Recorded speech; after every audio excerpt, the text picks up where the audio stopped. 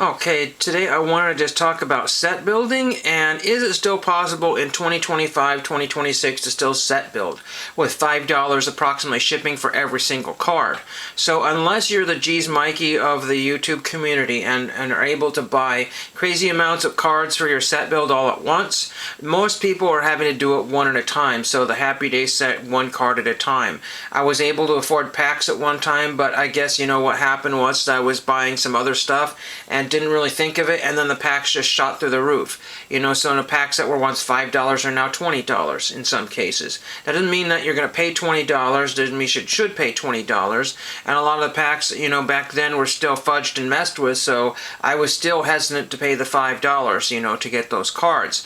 And I said, well, you know what, if you're going to get these cards in the packs, you could just get the same cards outside of the pack for X amount of dollars, and you can get the exact ones you want without having to duplicate. And I ended up buying one or two packs and getting exactly what I wanted because I didn't have any to start with. I have about 14 cards for each set, which is very, very shocking, but I have many other Happy Days cards from those sets, which are not set build cards, if that makes sense. And then, the big places that people go to, sport lots, I guess, for some, there's sports stuff there, but for non-sports, you go to eBay and COMC. You certainly don't go to your LCS. I couldn't do that.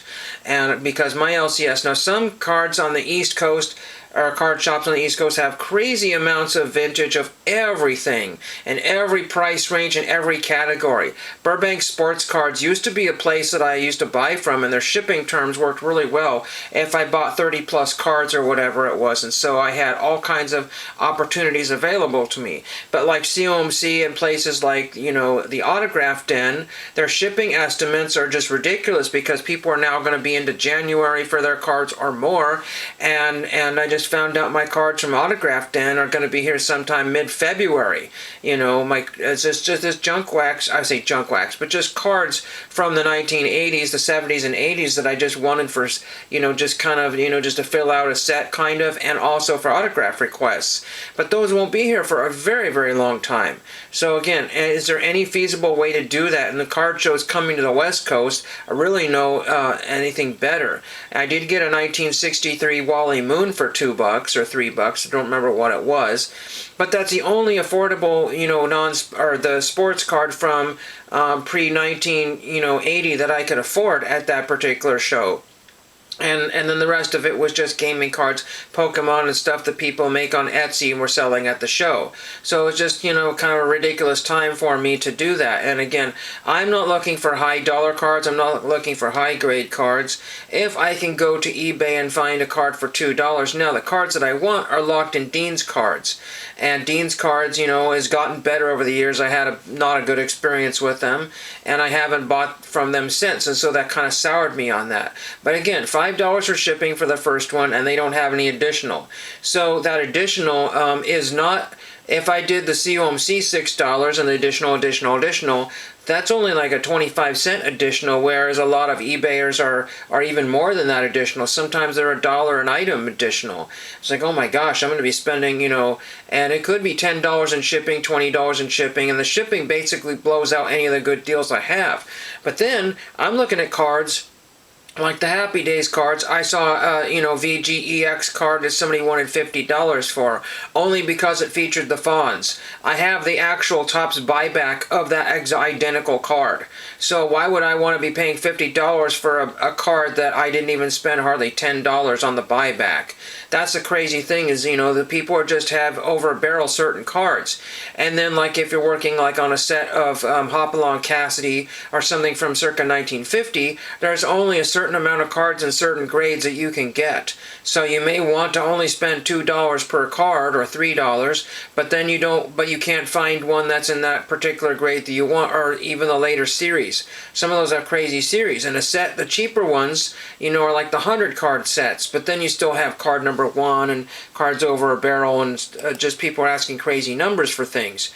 And then I was working on my COMC just to make sure I'm taking some stuff out of the set here, because get out of this one here. go to something else here. But the thing is, there's Dean's sports card, just looking up some random stuff here. But the thing is that, and this card is only 99 cents, and I did find a card in my price range on eBay, but again, it was only one. COMC and Dean's sometimes will have like every other card that you need, and I want to get a whole bunch all at once, you know, so I don't have to pay the $5, the $5, the $5, and $5. You know, if I'm buying these cards at $3 for the card and $5, that's $8 for one card. And then what do I talk about in my video? One card. It's like I bought one card from 1950 Hopalong Cassidy that, you know, doesn't have any kind of value to you. It only has value to me, and then I slip it in my binder page, and that's the end of story. And 4 people have viewed that video, and maybe 20 people have, or 4 people have commented and 25 people have watched the video. It's done nothing for anybody, and I still now have 99 more cards. If it was a 100 card set, then I'd have 99 more cards to go. And the other problem is that as my collections expand and my sets get larger, things like Davy Crockett and stuff that need special pages, this is not going to work very well. It's working for the moment, but I don't have an idea how to get these Amazon Basics page in this particular size. I don't really like this format. I would like it this way and this way. So 2, 4, 6, 8, or whatever you want to have there. Because they're Bowman size cards from 1957 or 6 or whatever. And so there's that one there. But unfortunately, because they don't have the right pages, they've kind of gotten mixed up. And I'm missing one page from my non-sports altogether binder because I took it out for a YouTube video and I have since lost it. I found it and I lost it, and I found it and I lost it. So am I what to do now? You know, so now do I go to COMC? Because if we go to 1950, let's just look up this here. I was looking up 1950, Bring 'Em Back Alive. There's 100 cards in the set. This one is only $2 for the card, but there's a huge rip on the front, which I don't want, and it's $4 for shipping. So the base card is about $6 for any one of those, regardless of how much it is. You might be lucky and get one for $4.50 here, you know, and that's an okay condition card, and I'm pretty sure I don't have that one.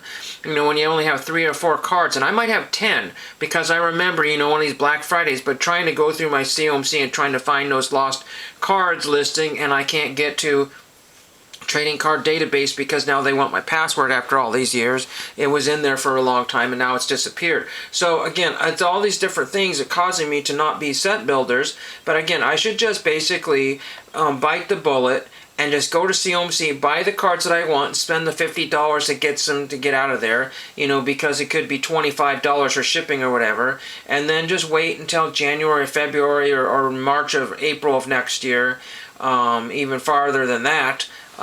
Maybe then I will get them, and again, the prices can only go up, you know, on some things. You know, you're lucky to get the, again, $1.20 was, I was looking on a COMC because somebody has a sale for some of my cards, and that's pretty good. You know, so I was just basically wiping out stuff on my shopping cart, mainly because these are cards that have sat on the website for years and no one's touched them. You know, I want to be able to get cards that actually have some sort of tangible value in the fact that I'm putting these together.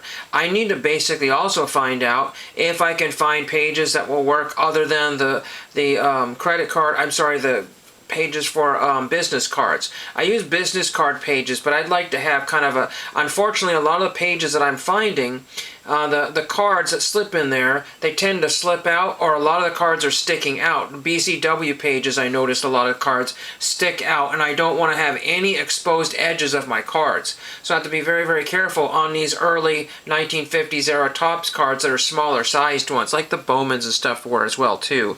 Dinky sized football cards, what have you, the 48 or the Leaf cards, or Topps, you know, the early Topps, you know, essentially. That stuff I have to worry about corners and stuff on it, as bad as condition as I want them to have them to be. But going on about nothing, I'm going to probably take off and take a break from organizing and cleaning. It's just getting to me. It really is getting to me. The dust and I would say the dust, but you know, it just, stuff is getting to me. There's just too much thing.